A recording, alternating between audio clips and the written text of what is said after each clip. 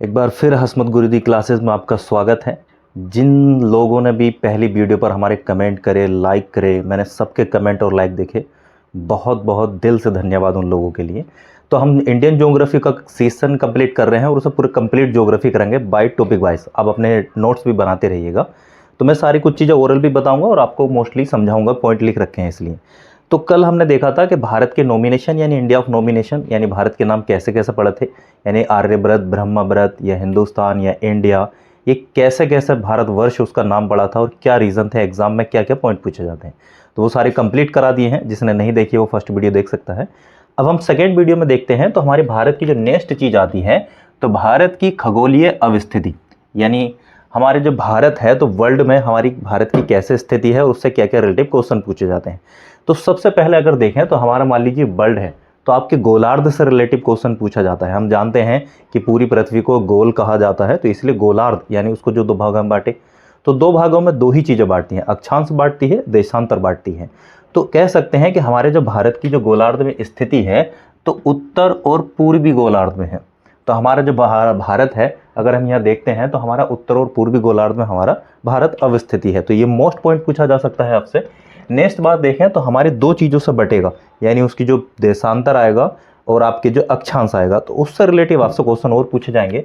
जैसे हम देखते हैं कि भारत अक्षांश से दृष्टि से जो देखें तो उत्तरी गोलार्ध का देश है। उधर ही अगर हम देशांतर की दृष्टि से अगर देखते हैं तो पूर्वी गोलार्ध में मध्यवर्ती स्थिति रखता है। तो ये दोनों पॉइंट एग्जाम में बहुत ही ओरिएंटली पूछे जाते हैं, तो इस बात को याद रखिएगा। नेक्स्ट चीज देखते हैं तो भारत की मुख्य भूमि।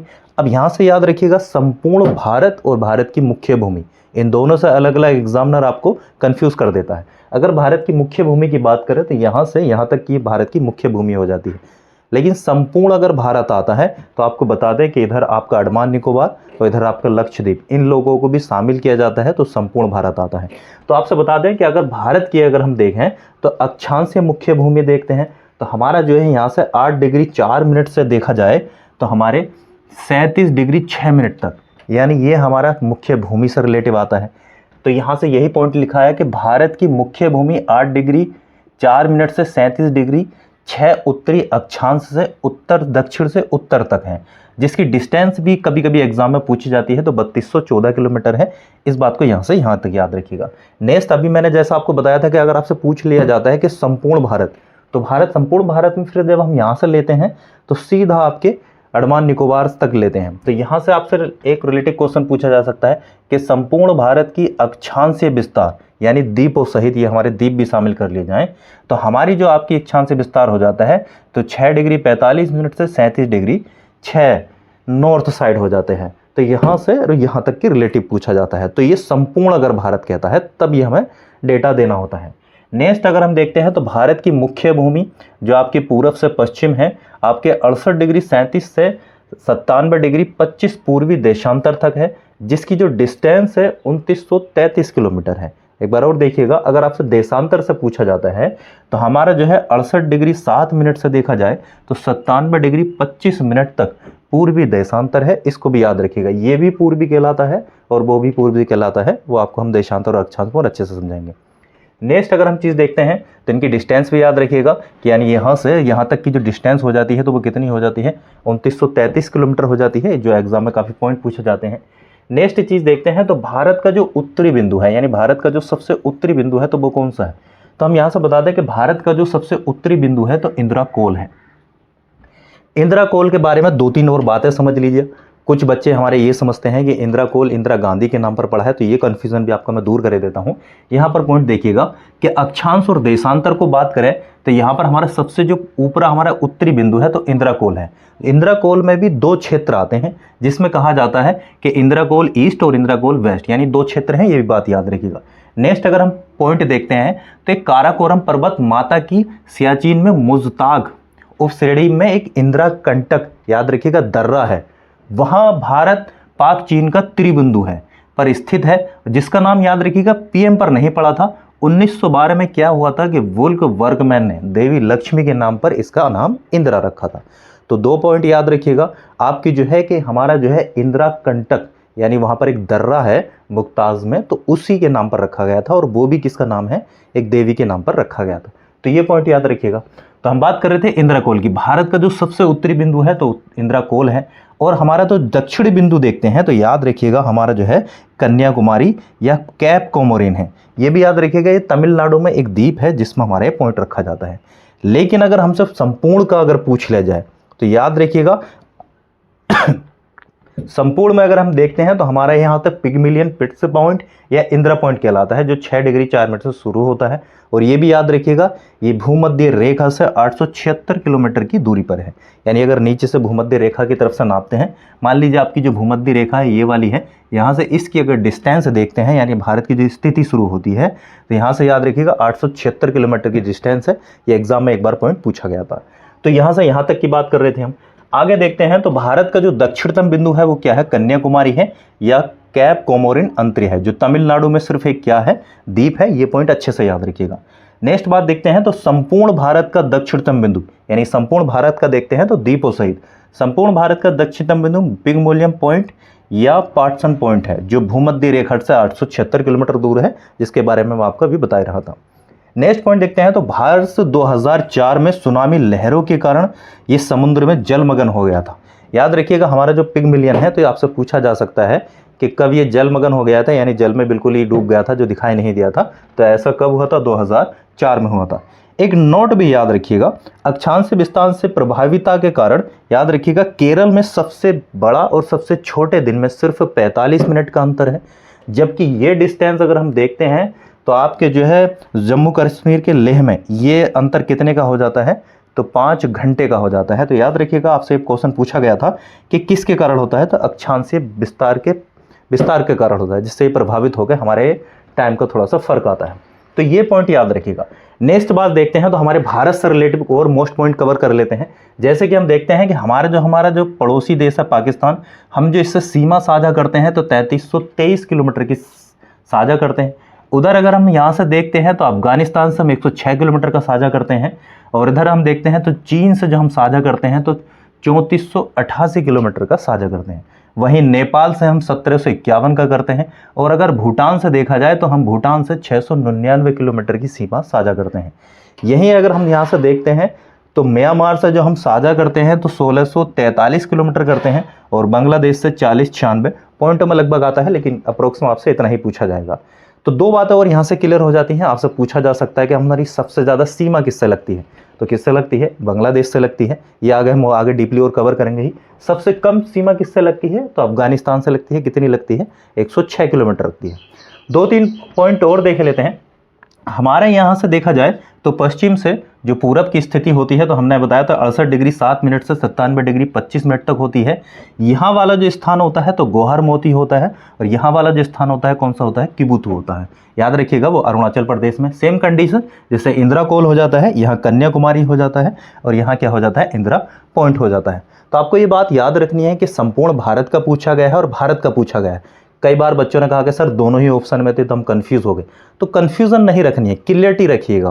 अब एग्जामिनर क्या करता है, बेस से रिलेटिव पूछता है, आपको कितना पता है, उससे ही पूरा आपको कंफ्यूज करके देता है। अगर आपसे पूछा है कि भारत का पूछा गया तो याद रखिएगा यहाँ तक ऑप्शन है और वो भी ऑप्शन है, तो सिर्फ ये लगाइएगा क्योंकि संपूर्ण नहीं कहा या द्वीपों सहित नहीं कहा। और जब ये बात कही है तो सीधा यहाँ से है कि 6 डिग्री 4 मिनट से लेकर 37 डिग्री 6 मिनट तक है। तो यहाँ से क्लियर कर लेते हैं। दूसरी अगर हम पॉइंट देखते हैं तो ये बात याद रखिएगा, कोई पूर्व से पश्चिम की जो दूरी है आपकी 2933 किलोमीटर है, वहीं आपके उत्तर से दक्षिण कितनी है, 3214 किलोमीटर है। एक बात और नोट कर लेते हैं जो आपके आगे भी हम पढ़ेंगे। तो यहाँ से हमारे भारत में कर्क रेखा भी गुजरती है। कर्क रेखा की तो बात देख लें तो हमारी जो कर्क रेखा गुजरती है तो यहाँ से कर्क रेखा कितने डिग्री पर गुजरती है, 23.5 डिग्री पर गुजरती है। और हमारे ये कर्क रेखा भारत में, इससे 3-4 रिलेटिव क्वेश्चन है जो आगे डिटेल में देखेंगे, फिर भी आप समझिएगा कि हमारी जो कर्क रेखा है इसको एक नाम से और जाना जाता है, उसका नाम है उत्तरी रेखा। उत्तरी रेखा अगर आपसे पूछा जाए तो याद रखिएगा वो भी किसको कहा जाता है, कर्क रेखा ही कहा जाता है। दूसरी अगर पॉइंट देखें तो ये जो कर्क रेखा है ये 16 देशों से होकर गुजरती है। वहीं अगर दूसरी पॉइंट अगर देखें तो ये 3 महाद्वीपों से होकर गुजरती है। और लास्ट अगर पॉइंट देखें तो भारत में ये 8 राज्यों से होकर गुजरती है। और एक नेशनल बात और देखें तो ये आपके 6 जल निकाय से भी गुजरती है। तो ये पॉइंट भी आपसे कर्क रेखा से पूछे जा सकते हैं।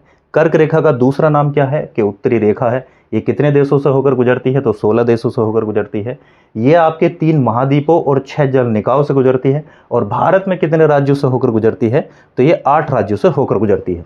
तो ये काफ़ी हमारा मोस्टली पॉइंट है जो हमने देखे थे। तो याद रखिएगा, हमारे इस साइड में आपके अरब सागर आ जाता है, उस साइड में आपके बंगाल खाड़ी आ जाती है, और हमारे नीचे हम सब जानते हैं कौन सा सागर है, हिंद महासागर है।